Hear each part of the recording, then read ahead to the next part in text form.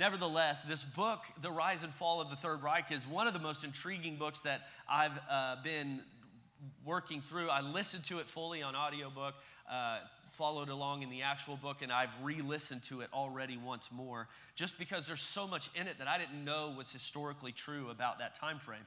And of course, I'm not from that time frame, and so it's helpful to have many voices in many ways looking on it and speaking about it. Nevertheless, if you visit my office down this hallway and up the stairs, when you look in the window, Sam just did it this week, and he looks up and he says, "Why is there a swastika on your shelf?" And it's a big book and it's a big symbol, and so I can guarantee you it is not for condoning the Nazi regime or Hitler or any leadership like that.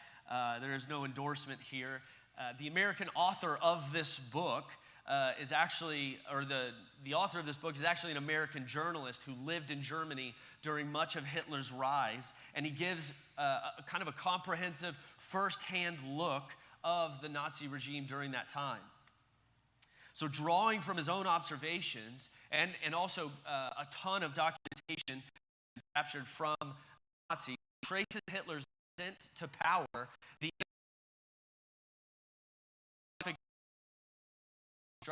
at the end of World War. Adolf Hitler had been Chancellor of Germany for 5 years and had consolidated his power.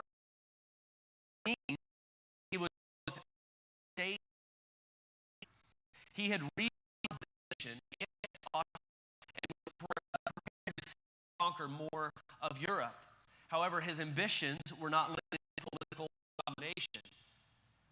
There were these personal elements, and he sought control over the soul of Germany. And that meant that he even sought control over its churches. I've mentioned Dietrich Bonhoeffer several times throughout my time here at Riverstone even, and definitely recommend Eric Metaxas's biography of Dietrich Bonhoeffer. It's, I think, the most thorough. It is a wonderful biography that you can read as well.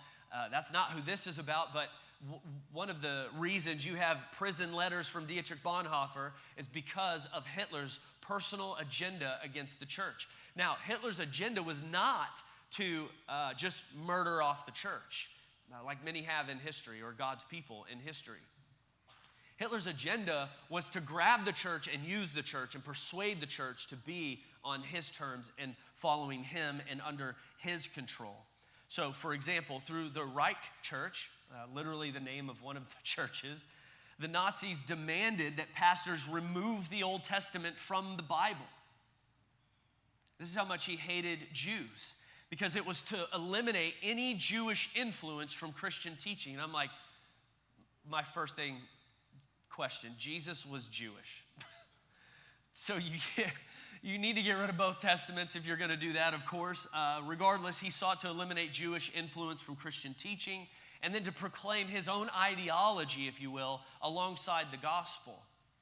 The cross was to be replaced with the swastika. Loyalty to Christ was to be replaced with loyalty to Hitler.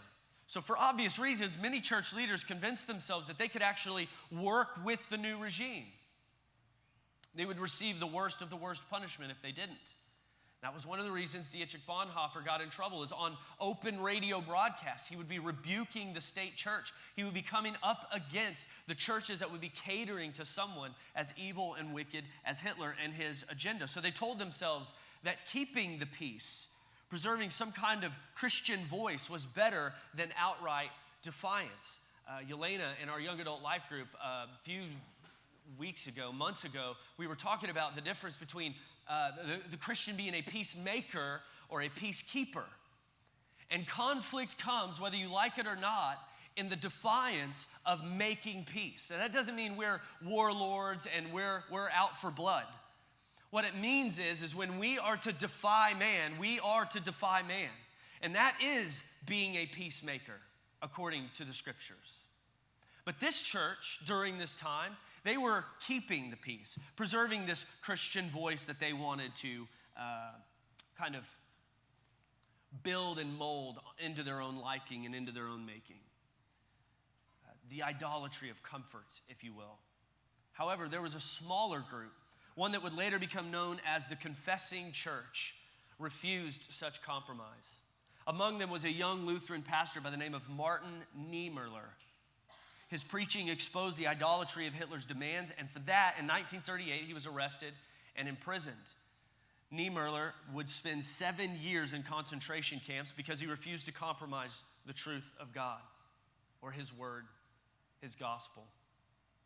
After his trial in 1938, this is interesting, Hitler personally intervened in this one man's case to prevent any possible release for him. Niemöller was taken to, I can't pronounce this specific concentration camp, as a personal prisoner at this place for Hitler. So when Niemöller comes into this concentration camp, unlike most, if not all of the prisoners in that camp, this prisoner was marked by, hey, that's Hitler's prisoner, and we do exactly what Hitler says to do with this prisoner. He spent much of his time in solitary confinement. He wasn't in those rooms packed with bunks and people. He was by himself in the dark as he was tortured and beaten. They tried to break him psychologically by cutting him off from everything. He was interrogated repeatedly, and he was pressured every time to pledge allegiance, loyalty to Hitler, which he refused every time. His health suffered from malnutrition and confinement. The experience hardened his resolve, Niemöller's resolve, and it shaped much of his later preaching about the dangers of compromising the truth. And Niemöller understood something his peers did not. Once evil gains the pulpit, it will not share it. Once evil gains the pulpit, it will not share it. It will burn the scriptures to keep the power. What happened in Germany was not the final form of evil religion, but it definitely felt like a dress rehearsal. When you look at things like that, you look at situations like that and circumstances that Niemöller went through, you kind of get a good idea, at least a glimpse of the massive amount of evil, wicked chaos that is to come according to the book of Revelation. It was a glimpse of how political power can seduce religion, how even churches can be persuaded into serving a false god, and how the very symbols of faith can be twisted to serve the purposes of darkness. I saw, this is a national thing, this isn't just a Trump thing, so everybody calm down. I saw a video this week of the National Day of Prayer, and in our country, we get all these different religions and spiritual leaders and all these things on there. Well, you know, the evangelical voice for Trump is Robert Jeffress. I think that's how you say his last name. I don't really like the guy. I think he's a Trump puppet, to be honest, but regardless, I think I was laughing at the video because there's a woman standing there at this National Day of Prayer, and there's all kinds of religious leaders from every religion, if you will, and Jeffress is back there. I mean, he's, you know, this tall, so he's like trying to see around this woman, and I'm like, is he trying to get his like face in this? I don't know what he's doing. They were praying. It was comical. And the reason I say that against Robert Jeffress, I think he's the First Baptist of Dallas pastor. The reason I say that about him is you couldn't catch me on that stage. I wouldn't do it. What is being communicated on that stage is everybody's prayer on that stage is of equal value to their God, and faith is what is important, not truth. Same thing with John Hagee. Whenever Israel was, whatever Trump did with Israel, I can't remember what he did, bringing it back to being the capital of the state or whatever it was that he did. John Hagee was invited to pray, and he's all juiced up on the Jews and Israel and how important Israel is and all of those kinds of things. So he comes in, doesn't mention Jesus, doesn't mention the gospel, doesn't mention that their Messiah, which is the significance of this event, has come in the person, work, and life of Jesus of Nazareth. Says nothing of it. Completely caters to a Judaistic worldview when he prays this thing. So when you look at all of these different examples, you don't need Adolf Hitler for the church to compromise. Man will compromise truth and turn over the pulpit to power for much lesser things, for a pair of sneakers or the right salary.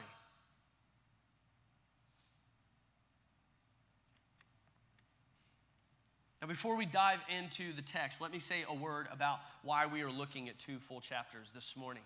Normally, we slow down and we work very carefully verse by verse, and we're not going to be uncareful, I don't know if that's a word, but not careful this morning with these, but typically this would be 6 to 8 sermons, if you will. This is a long bit of information.